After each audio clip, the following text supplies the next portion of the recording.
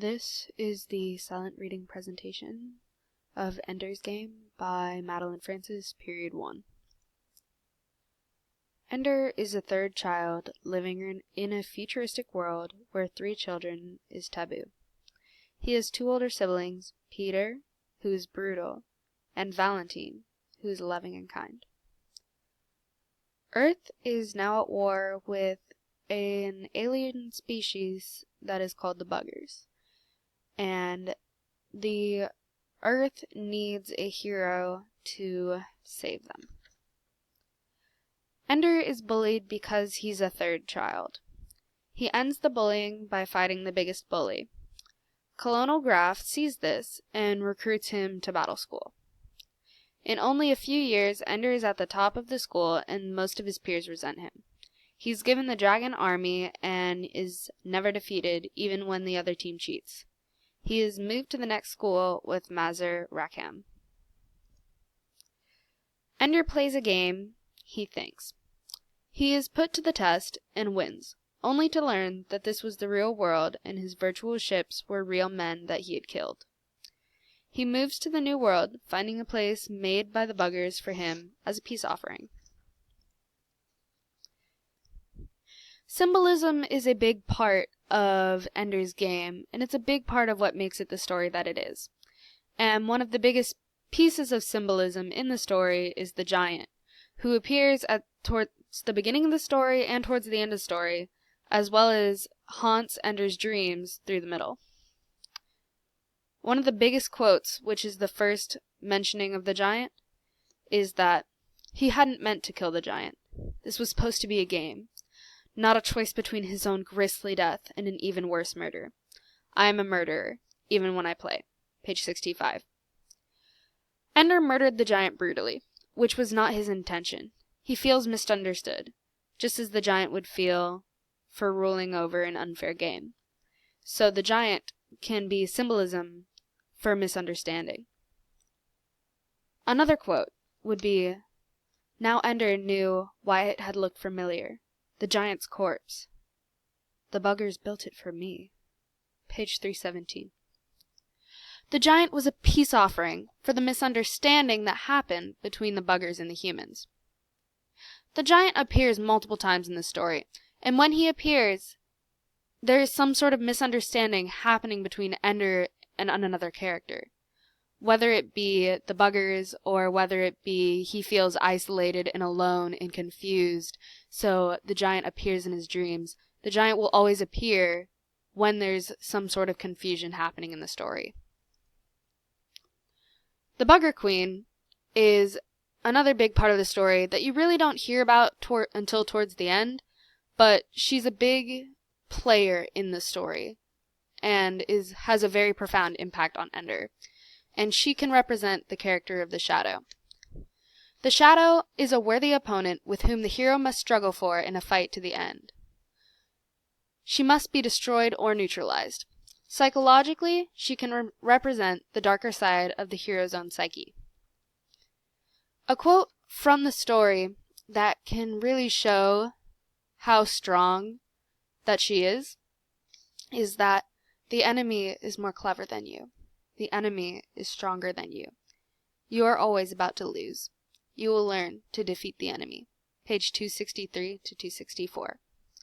Ender will struggle, and he will struggle with the enemies, which are the Buggers, who are all being controlled by the Queen, which essentially means that the Queen is his enemy, who he's going to fight with until the very end of the story when he defeats her. The other part of the Shadow is that she psychologically can represent the darker side of the hero's own psyche. And a quote that I found that really represents this is as follows. "The new queen was laid before the old. The old queen kissed her to sleep with the gentle poison in her lips, then wrapped her in the threads from her belly, and commanded her to become herself, to become a new city, to become a new world, to give birth to many queens and many worlds." The new queen is very much like Ender in this story, and I think this was done on purpose. They were both born to save their own species. having to live with the treachery, with the pain that comes with the life that they had to live for others. They gained all the pain, the suffering, whether it be the poison coming from the old queen or coming from the years at the battle school and the isolation for Ender. The giant appears again, of course, as the creature of nightmare, who is a monster usually summoned from the deepest, darkest parts of the human psyche to threaten the life of the hero. And he is often a perversion of the human body. Now, the deepest, darkest part of the human psyche is really hard to imagine, but something that could very accurately represent this in the story comes from this quote. The computer's never taken anyone to this place before. The computer created the giant. It represents what the deepest part of the human psyche is because it takes its knowledge from Ender's memories and from Ender's pain, from living at home and from at school and from the battle school. This part was a little less obvious, but the second part of him being a perversion of the human body is a little bit easier to see just from the quote itself. He jumped at the giant's face, clambering up his lips and nose, and began to dig into the giant's eye. The stuff came out like cottage cheese, and as the giant screamed, Ender's figure burrowed into the eye, climbed right in, burrowed in and in. The dismemberment of the giant's eye is so gruesome and gory, and this was done on purpose by the author to show the perversion of what happened to what this human-like thing. The perversion that happened to this human-like thing is so gruesome that it shows that this creature is just disgusting and to be feared, and along comes the confusion and the misunderstanding and all the pain and suffering that came earlier in the story. The situational archetypes. The first situational archetype is the 2 o'clock assistants, or the first one that I have noticed. And that was when Ender met Colonograph. The definition of 2 o'clock is that a guide appears and becomes known to the hero. This happened in the quote. Ender, Graf said, if you come with me, you won't be back here for a long time. There aren't any vacations from battle school. No visitors either. A full course of training lasts until you're 16 years old. I'm going to ask you to do it. To come with me. Now, throughout the story, Graf is the character that helps Ender get through all this pain.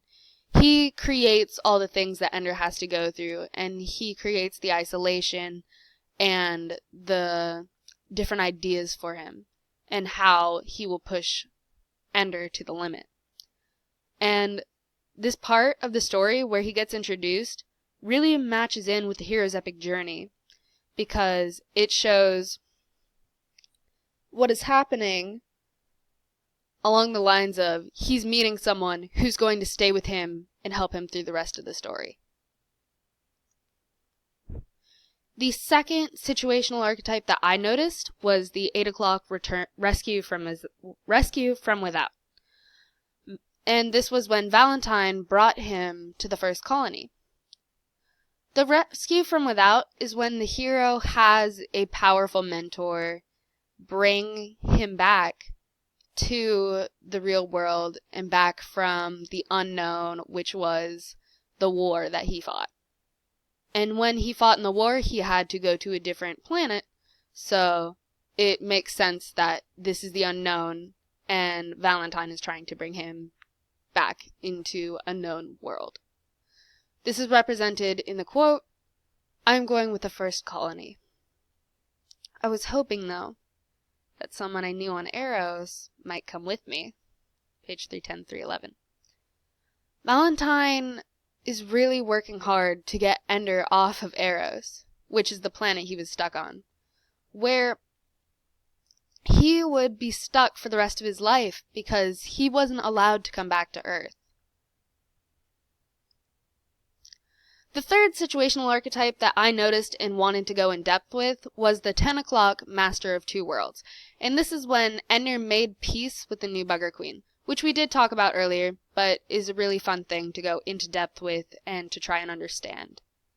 In the Master of Two Worlds, the hero is back in the normal world with the knowledge and the treasure from the unknown.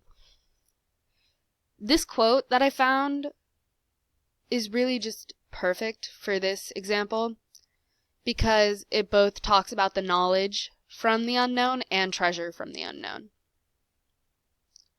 "I'll carry you," said Ender. "I'll go from world to world until I find a time and a place where you can come awake in safety. And I'll tell your story to my people, so that perhaps, in time, they can forgive you too, the way that you have forgiven me." He wrapped the queen's cocoon in his jacket and carried her away from the tower. The knowledge is the things that he learned from the Bugger Queen about the Bugger story that he is planning on sharing with his people. And the treasure is the queen's cocoon, which he now has with him. And the really funny thing about this quote is it can also help to explain the giant, how the giant represents misunderstanding and symbolism, because he's walking away from the tower when he finally understands the miscommunication and what the buggers really want, and that the buggers did not want to hurt the humans. And he learns this when he's walking away from the tower, which was created by the giant. So when he walks away from the misunderstanding, he's walking towards a world of peace and forgiveness. It's really interesting how the author manages to get in such a subtle, symbolic reference in this small quote.